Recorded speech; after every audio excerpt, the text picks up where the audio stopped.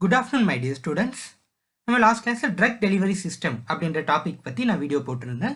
அது வந்து நிறைய different types of drug delivery systems பற்றி பார்த்துருந்தோம்.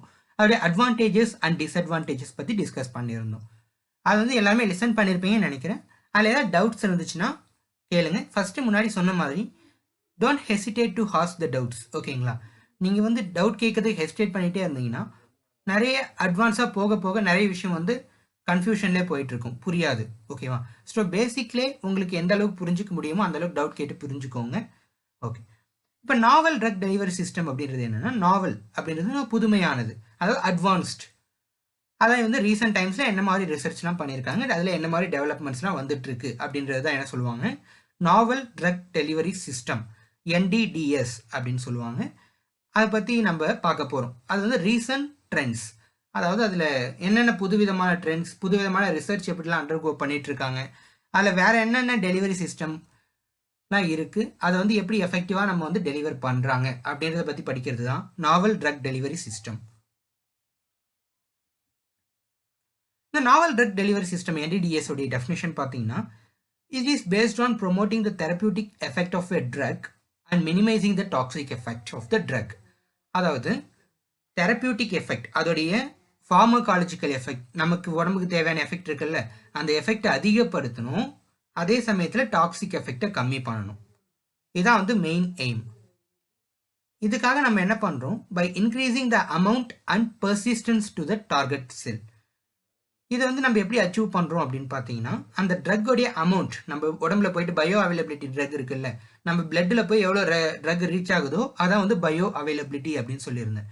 நீங்கள் வந்து முழுங்கும் போது 100 mg எடுத்திருக்கீங்க, அது 80 mg என் பிளட்டுக்கு போகுதுன்னா அதான் வந்து பயோ அவைலபிலிட்டி. சப்போஸ் நான் வந்து அந்த 80 90 கிராம் போகிற அளவுக்கு நான் வந்து பண்ணுறேன் 90 mg அப்படின்னா அது என்னது, increasing bio availability, increasing the amount. அந்த மெத்தட் மூலயமாவும் கரெக்டாக ஸ்பெசிஃபிக்காக டார்கெட் பண்ணுறது, எந்த ரீஜனும் கரெக்டாக அது போய் டார்கெட் பண்ணணும். For example colon cancer, colon கேன்சர்னா அந்த கோலான் போய் டார்கெட் பண்ணணும், கோலான் டார்கெட்டட். அது மாதிரி லிம்ஃபேட்டிக்ல ஏதாச்சும் ப்ராப்ளம் இருக்குன்னா லிம்ஃப் டார்கெட்டட். இது மாதிரி எல்லாத்துக்கும் ஸ்பெசிஃபிக்காக டார்கெட் பண்ணி அந்த ட்ரக்கோடைய தெரபியூட்டிக் எஃபெக்டை இன்க்ரீஸ் பண்ணுறோம், ஆஸ் வெல் அஸ் அதோடைய டாக்ஸிக் எஃபெக்டை சப்ரஸ் பண்ணுறோம். இதான் வந்து novel drug delivery system. It maintains steady drug concentration in blood and target tissues to improve therapeutic efficacy and bioavailability. அதாவது இது என்ன பண்ணுது அப்படின்னு பார்த்தீங்கன்னா, நம்ம பிளட்டில் வந்து ஒரு ட்ரக் கான்சன்ட்ரேஷனை மெயின்டைன் பண்ணிகிட்டே வருது. ஓகேவா? அது வந்து ஈவனாக எப்போவுமே வந்து திடீர்னு அதிகமாகிறதோ இல்லை திடீர்னு கம்மியாகிறதோ இல்லாமல் கரெக்டாக ஸ்டெடி ஸ்டேட்டில் மெயின்டைன் பண்ணிகிட்டே இருக்கும். அதே சமயத்தில் கரெக்டாக அந்த டார்கெட் டிஷ்யூஸில் போயிட்டு எனக்கு டார்கெட் பண்ணுறதுனால என்னுடைய தெரபியூட்டிக் எஃபிகசி அண்ட் பயோ அவைலபிலிட்டியும் அதிகமாக இருக்குது அப்படின்னு சொல்கிறாங்க.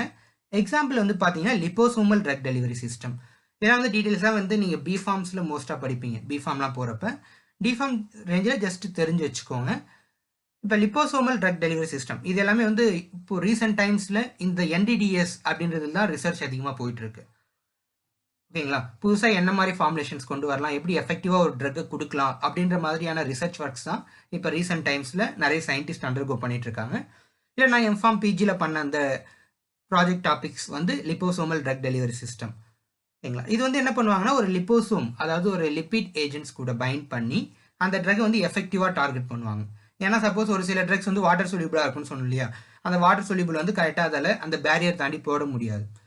நம்ம உடம்புல நிறைய பேரியர் இருக்கும், அந்த பேரியர்ஸ் தாண்டி போக முடியாது. அந்த டைமில் லிப்பிட்ஸ் கூட நான் அட்டாச் பண்ணி அனுப்பும்போது லிப்பிட்ஸ் ஈஸியாக கொண்டு போய் சேர்த்துரும். அதுக்கு பேர் வந்து கேரியர் அப்படின்னு சொல்லுவாங்க. அந்த கேரியர் கூட அட்டாச் பண்ணி நிறைய வந்து இப்போ ரிசர்ச் எல்லாம் போயிட்டுருக்கு. ஓகேங்களா? நெக்ஸ்ட் வந்து sustained release drug delivery system. Sustained ரிலீஸ்ன்றது நம்ம கண்ட்ரோல்டு ரிலீஸ் தான். ஓகேங்களா? அந்த கொஞ்சம் கொஞ்சமாக அந்த ட்ரக்ஸ் வந்து கான்சன்ட்ரேஷன், ஸ்டெடி கான்சன்ட்ரேஷனில் ட்ரக்ஸ் ரிலீஸ் பண்ணிட்டே இருக்கும். நெக்ஸ்ட் வந்து nano particles and nano crystals. நானோன்றது 10⁻⁻⁹ சென்டிமீட்டர் சைஸை பொறுத்த அளவுக்கு அப்படி என்ன இருக்கும், ட்ரக்ஸ் வந்து ரொம்ப குட்டி குட்டியாக இருக்கும். இது ஏன் அந்த அளவுக்கு சின்ன சின்னதாக இருக்குன்னா, ஒரு சில செல் மெம்பரேன்ஸ் பார்த்தீங்கன்னா அதோடைய போர்ஸ் சைஸ், அங்கே வந்து நிறைய போர்ஸ் இருக்கும்.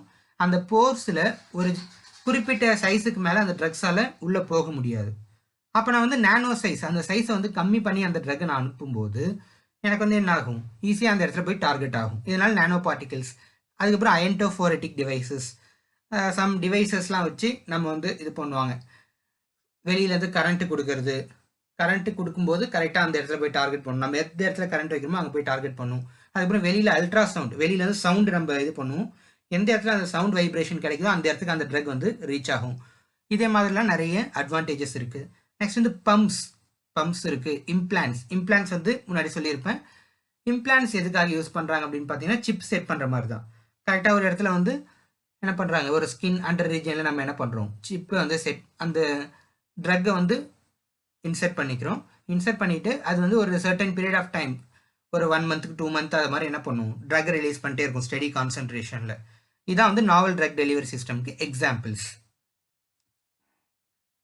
அட்வான்டேஜஸ் அண்ட் டிஸ்அட்வான்டேஜஸ் பார்த்தீங்கன்னா, first advantages. It delivers drug at a controlled rate over an extended period of time. அதாவது இந்த ட்ரக் என்ன பண்ணுது, ஒரு கண்ட்ரோல்டு ரேட், எனக்கு வந்து ஒரு பொறுமையாக கண்ட்ரோல்டு ரேட்டில் எனக்கு அந்த ட்ரக்கை வந்து ரொம்ப நாளைக்கு ட்ரக் வந்து டெலிவர் பண்ணிகிட்டே இருக்குது. ஓகேங்களா. நம்ம சப்போஸ் இந்த இம்ப்ளான்ட்லாம் இல்லைன்னு வச்சுக்கோங்க, டெய்லி ஒரு மாத்திரை எடுத்துகிட்டே இருக்கணும். பட் இந்த இம்ப்ளான்ட்டில் ஒரு அட்வான்டேஜ் என்னென்னா, ஒன்ஸ் நீங்கள் செட் பண்ணிட்டீங்கன்னா அது ஒரு 1 மந்த் 2 மந்த்துக்கு அதுக்கு மட்டும் கரெக்டாக அந்த டைமுக்கு ரிலீஸ் ஆகிட்டே இருக்கும். நம்ம அந்த டேப்லெட் எடுக்கணும் அப்படின்ற அவசியம் இல்லை. இது மாதிரி ஒரு அட்வான்டேஜஸ்லாம் இருக்குது. ஓகேங்களா. பட் அதுவே டேப்லெட் இருந்தால் ஒரு வேலைக்கு ஒரு டேப்லெட் நம்ம மறக்காமல் எடுத்து போட்டுகிட்டே இருக்கணும். ஒரு வேளை மறந்தால் கூட நமக்கு என்ன ஆகும், திடீர்னு சுகர் லெவல் ஷூட் அப் ஆகும். அதனாலே இன்சுலினுக்கு வந்து நிறைய இம்ப்ளான்ட்லாம் இப்போ வந்து ரெடி பண்ணியிருக்காங்க. அதனால் நம்ம இம்ப்ளான்ட் நம்ம வைக்கும்போது கரெக்டாக ப்ராப்பராக அந்த பிளட்ல இன்சுலின் லெவல் வந்து மெயின்டைன் ஆகிட்டே இருக்கும். ஓகேங்களா. ஓகே சரி, இப்போ இதை வச்சு நான் ஒரு டிஸ்அட்வான்டேஜ் சொல்கிறேன் பாருங்கள். நான் என்ன பண்ணுறேன், இம்ப்ளான்ட் வச்சுட்டேன். நான் வந்து சப்போஸ் சுகர் கம்மியாக ஆயிடுச்சுன்னா நான் ஒரு வேளை டேப்லெட் போட்டலாமா விட்டுடலாம். ஓகேங்களா. அப்போ நான் வந்து மெயின்டைன் பண்ணிக்கலாம். சப்போஸ் இந்த இம்ப்ளான்ட்டில் அந்த சான்சஸ் இல்லை, சப்போஸ் டோஸ் டம்பிங் ஆகிறது கூட சான்ஸ் இருக்குது. அதில் வந்து ஒரே அடியாக எல்லா ட்ரக்கும் வெளியில் வந்துடுச்சுன்னா என்ன ஆகும், ஓவராலாக சுகர் லெவல் கம்மியாயிடும். இல்லை நம்ம எதுக்காக அதை வைக்கிறோமோ அது வந்து கம்மியாயிடும். அப்படி அது ரொம்ப இதனால ரொம்ப டிஃபிகல்ட்டி ஆகிறதுக்கும் சான்ஸ் இருக்குது. அதான் வந்து சான்சஸ் ஆஃப் டோஸ் டம்பிங் அப்படின்னு சொல்கிறாங்க. திடீர்னு அது வந்து பஸ்ட் ஆகிட்டு அந்த ட்ரக் எல்லாம் ஒரே டைமில் ரிலீஸ் ஆகிறதுக்கும் வாய்ப்பு இருக்குது அப்படின்னு சொல்கிறாங்க. It achieves A constant blood concentration and increased therapeutic effect. ஓகேங்களா. அதாவது பிளட் கான்சன்ட்ரேஷன் வந்து கான்ஸ்டண்ட்டாக இருக்கும், அதே சமயத்தில் தெரபியூட்டிக் எஃபெக்ட் அதிகமாக இருக்கும். Reduced frequency of dosing improves patient complaints and less chance to miss dose. ஓகேங்களா. அதாவது நம்ம என்ன பண்ணுறேன், அந்த ஃப்ரீக்வன்சி ஆஃப் டோசிங் வந்து ரெடியூஸ் பண்ணுறோம் இல்லையா, அது வந்து என்ன பண்ணுது, பேஷண்ட் கம்ப்ளைண்ட்ஸ், நம்ம முன்னாடி சொன்ன மாதிரி டெய்லி ஒரு டேப்லெட் போடணுமா அப்படின்ற ஒரு மைண்ட் செட் அவங்களுக்கு இருக்கும். அப்புறம் ஏதாச்சும் மிஸ் பண்ணிட்டாங்கன்னா அது வந்து ப்ராப்ளம் ஆகும். ஒரு டோஸ் அவங்க மிஸ் பண்ணிட்டாலும் அந்த டைமில் பேஷண்ட் கம்ப்ளைண்ட்ஸ்க்காக இந்த NDDS இது மாதிரி சிஸ்டம் வந்து ரொம்ப யூஸ்ஃபுல்லாக இருக்குது, பர்டிகுலர்லி இம்ப்ளான்ஸ் அது மாதிரி. நெக்ஸ்ட் வந்து டோஸ் ஏதாச்சும் மிஸ் பண்ணுறோம் அப்படின்ற பயம் கூட இல்லாமல் இருக்கும். Next reduced adverse effect of the ட்ரக்ஸோடைய அட்வர்ஸ் எஃபெக்ட்ஸ் வந்து கம்மியாகும்னு சொல்கிறாங்க. பட் எப்படினாலும் ட்ரக்ஸ் வந்து அட்வர்ஸ் எஃபெக்ட்ஸ் இருக்க தான் செய்யும். பட் நம்ம டேரெக்டாக இம்ப்ளான்ஸ் கொடுக்கறதுனால இது வந்து பைபாஸ் மெட்டபாலிசம், அந்த லிவருக்கு போய் பைபாஸ் பண்ணுறதுனால அந்த அளவுக்கு அட்வர்ஸ் எஃபெக்ட் வந்து ப்ரொடியூஸ் ஆகலை. டேரெக்டாக வந்து எஃபெக்ட் கொடுத்துட்டு அது எலிமினேட் ஆகிடும் அப்படின்ற மாதிரி ஒரு கான்செப்டில் சொல்கிறாங்க. பட் இருந்தாலும் NDDSலேயும் அட்வர்ஸ் எஃபெக்ட் இருக்குன்றது தெரிஞ்சுக்கோங்க. Next it is time and target specific drug delivery. அதாவது கரெக்டாக இது வந்து டைம் பொறுத்து, அதாவது 4 மணி நேரத்துக்கு ஒரு தடவைனா கரெக்டாக அந்த 4 மணி நேரத்துக்கு ஒரு தடவை அந்த ட்ரக்ஸ் வந்து ரிலீஸ் ஆகிற மாதிரி பேட்டர்னில் அவங்க வந்து டிசைன் பண்ணியிருப்பாங்க. அதே சமயத்தில் டார்கெட் ஸ்பெசிஃபிக் ட்ரக் டெலிவரிக்கும் இதை வந்து நம்ம யூஸ் பண்ணிக்கலாம், ஸ்பெசிஃபிக் டார்கெட்டுக்கு நம்ம வந்து கொடுத்துக்கலாம் அப்படின்னு சொல்கிறாங்க. நெக்ஸ்ட் வந்து பார்த்தீங்கன்னா டிஸ்அட்வான்டேஜஸ் ஆஃப் NDDS. இது வந்து பார்த்தீங்கன்னா poor correlation between in vitro and in vivo. ஓகேங்களா. இன்விட்ரோனா என்னன்னா லேபில் நம்ம பண்ணி பார்க்குற டெஸ்ட், இன்வைவோ அப்படின்றது என்னென்னா ஹியூமனில் நம்ம பண்ணி பார்க்குற டெஸ்ட். இந்த இன்விட்ரோ அண்ட் இன்வைவோ கோரிலேஷன் ரெண்டு ரிசல்ட்டையும் நம்ம கோரிலேட் பண்ணி பார்க்குறோம். அப்போ நம்ம கோரிலேட் பண்ணும்போது அந்தளவுக்கு ப்ராப்பரான ஒரு கோரிலேஷன் கிடைக்கல. லேபில் எனக்கு கிடைச்ச ரிசல்ட்டு அதே ரிசல்ட் வந்து ஹியூமன் பாடியில் அந்தளவுக்கு எஃபெக்டிவாக இல்லை. இது வந்து என்னது, ஃபஸ்ட்டு வந்து ஒரு டிஸ்அட்வான்டேஜாக சொல்கிறாங்க. செகண்ட் வந்து நம்ம ஆஸ் யூஷுவல் முன்னாடி பார்த்த மாதிரி chances of dose dumping. Third வந்து டிஃபிகல்ட்டி இன் அட்ஜஸ்டிங் டோஸ். கரெக்டாக வந்து டோஸ் வந்து அட்ஜஸ்ட் பண்ண முடியாது. ஒன்ஸ் நம்ம பிளேஸ் பண்ணிட்டோம், இல்லை ஒன்ஸ் நம்ம வந்து அந்த ட்ரக்ஸ் வந்து நம்ம இது பண்ணிட்டோம்னா அது வந்து அட்ஜஸ்ட் பண்ண முடியாதுன்னு சொல்கிறாங்க. Increased chances of first pass clearance. இதில் வந்து அந்த ஃபர்ஸ்ட் பாஸ் கிளியரன்ஸ் நடக்கிறதுக்கு சான்ஸ் அதிகமாக இருக்குது அப்படின்னு சொல்கிறாங்க NDDSல. It may be more expensive, ரொம்ப வந்து காஸ்ட்லி, ரொம்ப வந்து காஸ்ட் அதிகமாக இருக்கும் அப்படின்னு சொல்கிறாங்க. இதான் வந்து டிஸ்அட்வான்டேஜஸ். ஓகேங்களா. இந்த கிளியரன்ஸ் அப்படின்ற வார்த்தை என்ன அப்படின்னு பார்த்தீங்கன்னா, ஏதோ ஒரு இதை வந்து கிளியர் பண்ணுறது அப்படின்னு சொல்லுவாங்க இல்லையா, அது மாதிரி அந்த அழுக்கை கிளியர் பண்ணுறது அப்படின்னு கேள்விப்பட்டிருப்பீங்க. அதே மாதிரி ஒரு ட்ரக்கை நம்ம உடம்புலேருந்து கிளியர் பண்ணி வெளியில் அனுப்புறது, அது பேர் தான் கிளியரன்ஸ் அப்படின்னு சொல்லுவாங்க. மோஸ்ட்டாக நம்ம கிட்னி வழியாக போச்சுன்னா அது வந்து ரீனல் கிளியரன்ஸ். இது மாதிரி ஒவ்வொரு ஆர்கன்ஸ் எந்த ஆர்கன்ஸ் வழியாக அது போகுதோ அதுக்கேற்ற மாதிரி ஒரு பேர் இருக்கும். மோஸ்ட்டாக வந்து கிட்னி வழியாக அது வந்து கிளியரன்ஸ் ஆகும். சப்போஸ் வந்து அந்த லிவரில் அது மெட்டபலைஸ் ஆகிட்டு அங்கே கிளியரன்ஸ் ஆகுது இல்லை, சப்போஸ் லிவர்லேருந்து எனக்கு வந்து அந்த என்னது ஜாண்டிஸ் அந்த இதெல்லாம் ப்ரொடியூஸ் பண்ணுவாங்க இல்லையா, என்னது பித்த நீர் அப்படின்னு சொல்லுவாங்க, கேள்விப்பட்டிருக்கீங்களா? அது பேர் என்னது? File juice.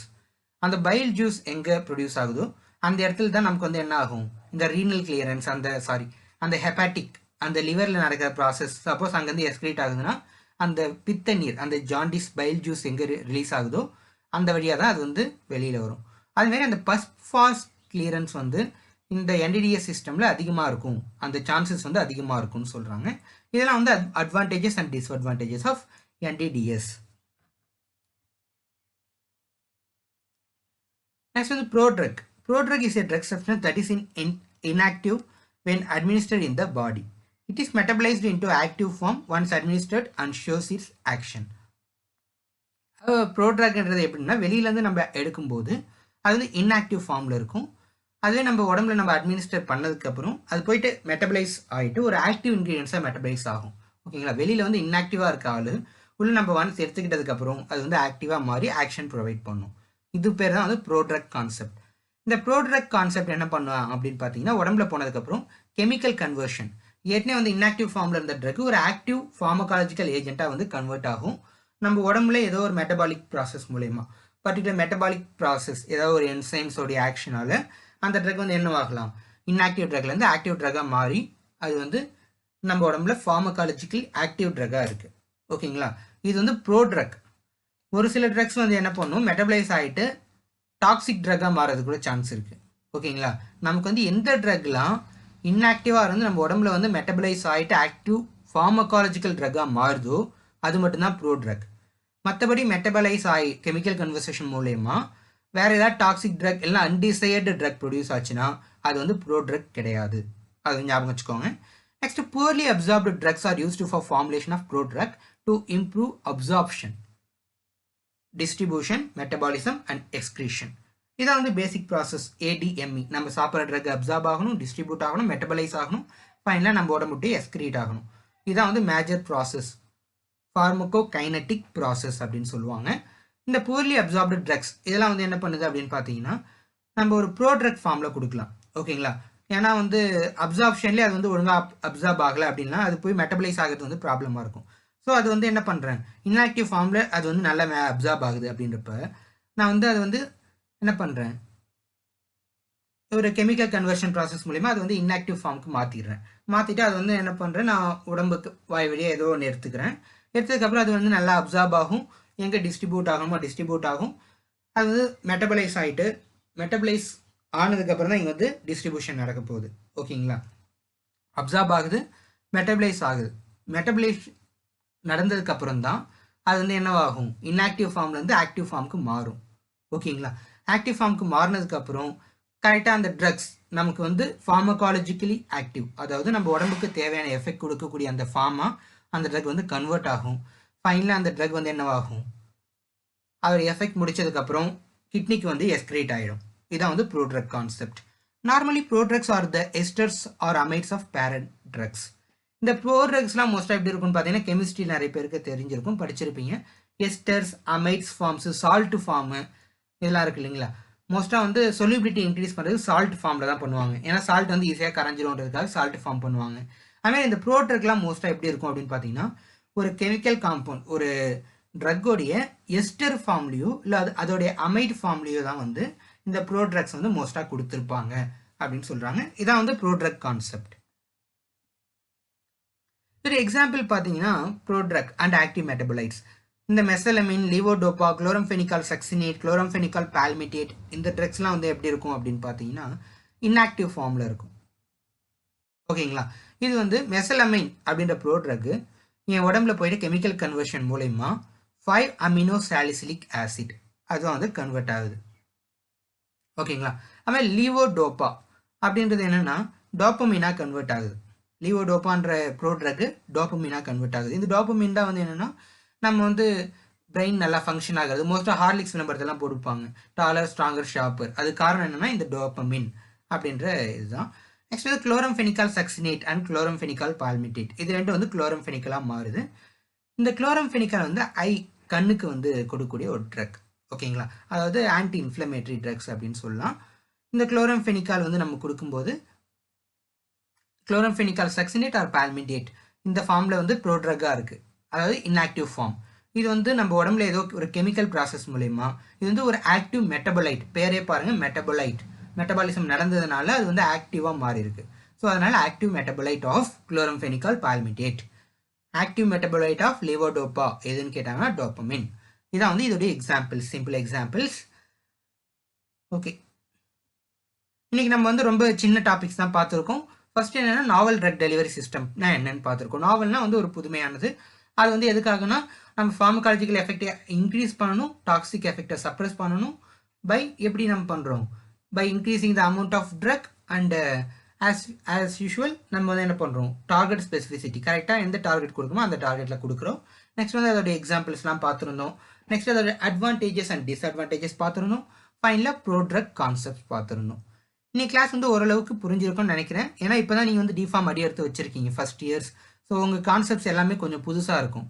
ஓகேங்களா, ஸோ ஏதாச்சும் டவுட்ஸ் இருந்துச்சுன்னா ஹெசிடேட் பண்ணாமல் கேளுங்க.